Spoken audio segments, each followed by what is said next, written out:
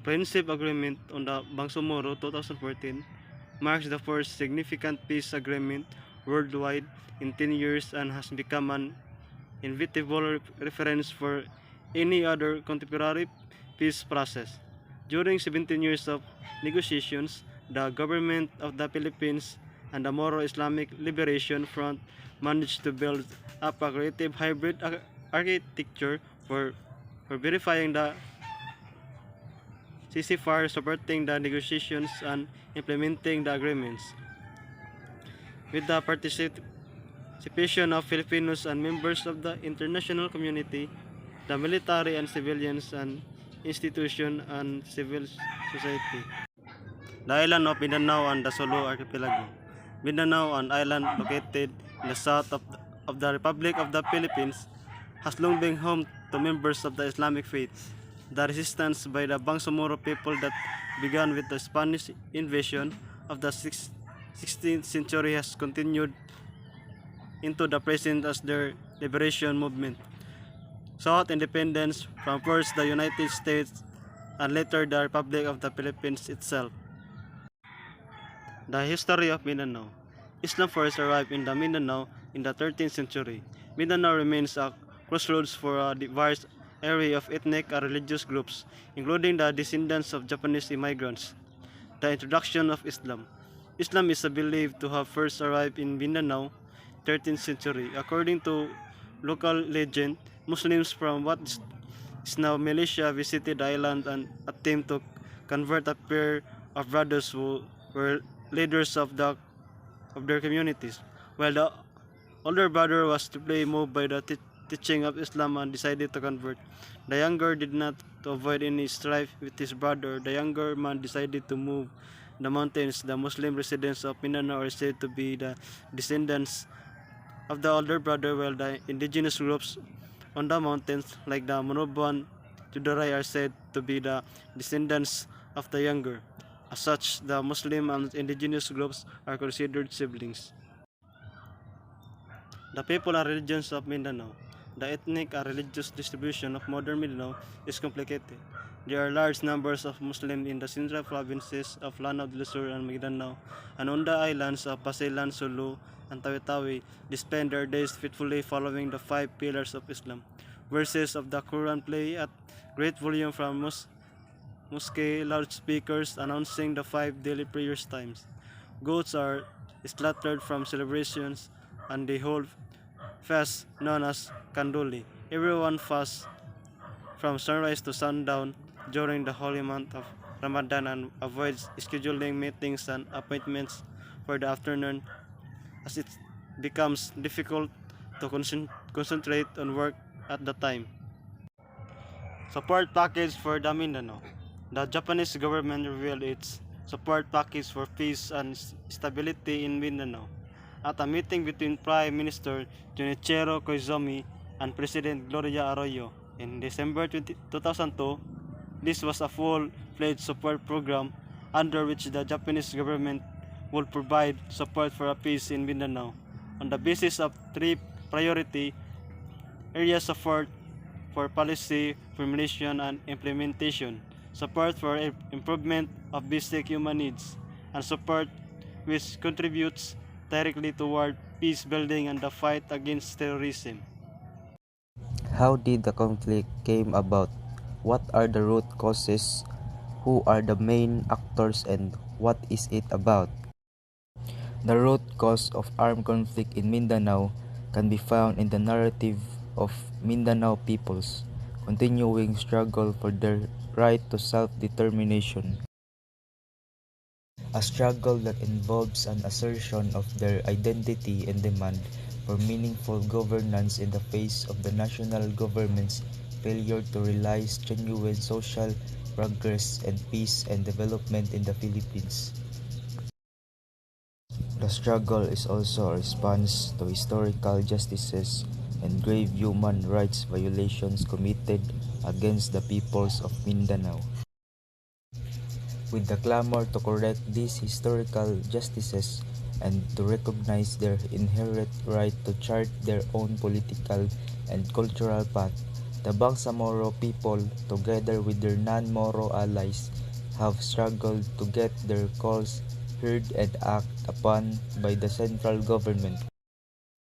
The Bangsamoro Organic Law or BOL has been passed, which is for now the successful conclusion of a peace process. The purpose and intent of the law is to establish the new Bangsamoro political entity and provide for its basic structure of government. This also includes an expansion of the territory and recognition of the aspirations of the Bangsamoro people. The said law provides that the Bangsamoro government will have a parliamentary form of government. The two key of components of the peace and process that will determine its eventual success are the passing of the BOL and the plebiscite for its ratification in the purpose Bangsamoro territory. For numerous decades, Mindanao and its people have witnessed the exceptional savagery of armed conflict. The results have been equally vicious, from the unending cycle of multiple displacements by hapless communities to depleting our nation's fiscal health in all these armed conflicts happening around Mindanao. The most marginalized and vulnerable, especially our women, children, and all the elderly, were made to endure the profound and unceasing pains of conflict they never wished to be a part of.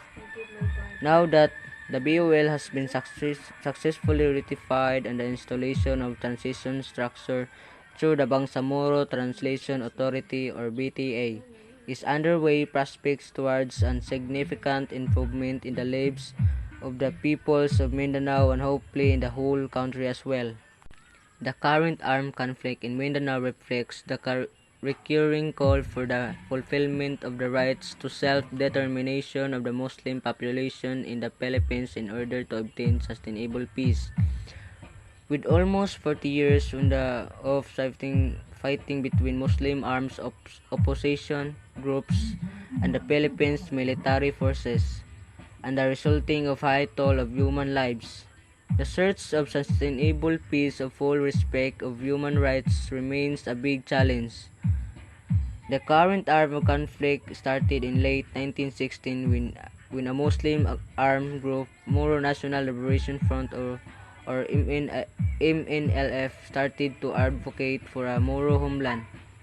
The Philippines government responded through military means, resulting in the numerous deaths among and displacement of the civilian population, Muslims as well as Christians. In 1970s, the Philippines government initiated peace talks and obtained a peace agreement with the 10 main Muslim arms. Maintain peace and order in the community. Try to be kind. Being kind is the best, to be respect and to have peace with each other. Do not try to start to fight. Start to fight will lead you to dangerous, and peace can stop for starting a fight. Try to fix problem quickly so it will not be issue to people that can lead to fight again. How to make peace in community. Problem within a community can prevent the people from living safe, happy, and productively. Promotion in peace in the community is an extraordinary challenge, and it often requires the work and dedicated of many community members. However, you can help to promote peace within your community by encouraging good relationship with a neighbor, learning more about community history, and taking action to deal the violence. Peace is a condition where people and communities are not only free from terrorist attack or finally liberated from a persistent home violence.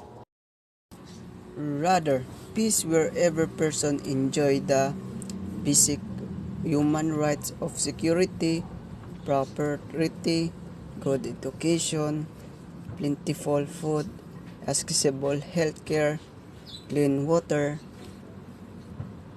and a clean planet free from catastrophic global climate change and the threat of pollution. Community working together for peace. Community elder, parents, teacher, and the education official work together to maintain peace in the area. What are the virtues that we can apply achieve peace in order? This is a following that apply to achieve peace in order: respect, discipline, honestly, charity, love of truth, compassion, care of environment, calmness, fortitude, responsibility, accountability, concern for other, patience, and many more.